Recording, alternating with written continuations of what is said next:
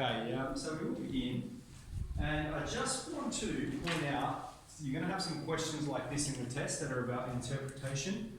What assumptions are we maintaining in our calculations, and what's the reasonableness of our result?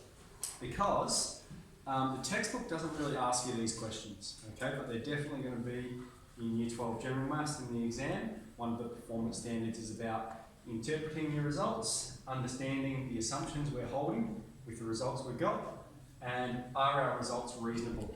So this is a pretty good example of a question that addresses a few of these. So we've got Ryan, he's got $6,000 in the bank and he needs $7,200 to buy the neighbour's car. Okay, that's how much money he needs to buy the neighbour's car. How many months will it take to gain the extra $1,200 in interest, given the interest rate is 4%? And here we'll assume simple interest. So simple interest is PIN, and he needs, we're trying to find N, so the formula we're talking about is I on PI. Okay. Now he needs, all right, this is a tricky part. Is the interest received going to be 7,200 or 1,200? That's right, he needs 1,200, so we need his interest received to be 1,200. Okay, that's how much interest he needs to earn. The principal amount, how much he has, is $6,000, and the interest rate, 0.04. So I'll chuck this in.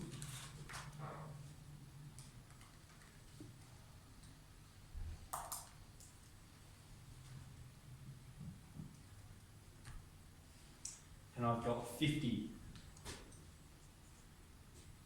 what? Months? Years. Because remember, with simple interest, N is the number of years. 50 years. Okay, that's our answer. Is this reasonable? Well, let's interpret first. 50 years, how many months is that? 50 times 12, we've got 600 months.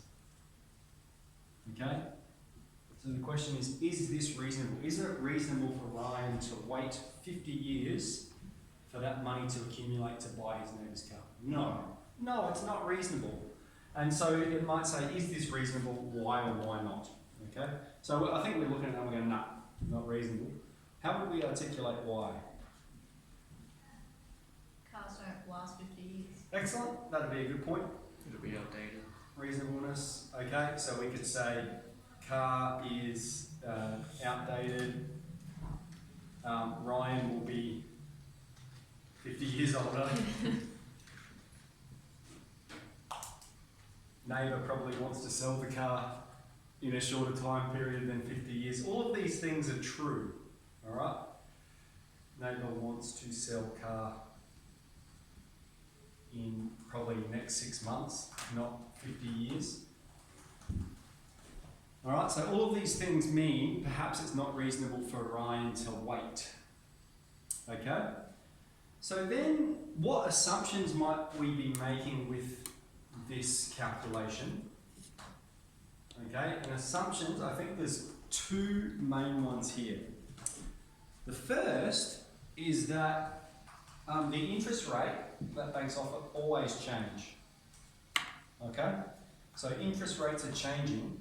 In this calculation here, where we've said it's going to take 50 years, we are assuming that the interest rate has not changed. We've said it's 4% for those whole 50 years. So our assumption, interest rate has not changed. Okay? And one other assumption we're making here is Ryan's got $6,000 in the bank. We're also assuming that he's not putting more money into the bank. Right? Obviously he's earning money, hopefully, he's got a job, he's making money. And so we're assuming that he has not made any more deposits. Ryan has not deposited any more money. Okay, so do you guys see what I'm talking about there? Alright, so we've got, we can interpret the results. Alright, we have N is 50. That was 50 years because it's simple interest. That's 600 months. Reasonable? No, not reasonable for a number of reasons. We could list lots here. The car is outdated, Ryan will be 50 years older. He's probably not going to want the car. He's probably had a family in the next 50 years. And the neighbour probably wants to sell the car in the next 6 months. So for these reasons, the result is unreasonable. It would be unreasonable for him to try and maintain that goal. The assumptions that we're holding, the interest rate does not change. Okay? Whereas we see interest rates changing all the time, particularly with the COVID pandemic. What effect's that going to have on on the value of money? And then as well, the assumption that he's not putting more money into the bank. Okay? Cool. So that's the only thing I wanted to talk about. I think we've finished all the exercises in the textbook. So I'll hand out a practice test and we'll just flick through it and I'm just going to tell you where each of the questions is located in your textbook. And then you can choose if you want to do your practice test or if you want to do some of your folio task, up to you. So I'll press pause here for Archie.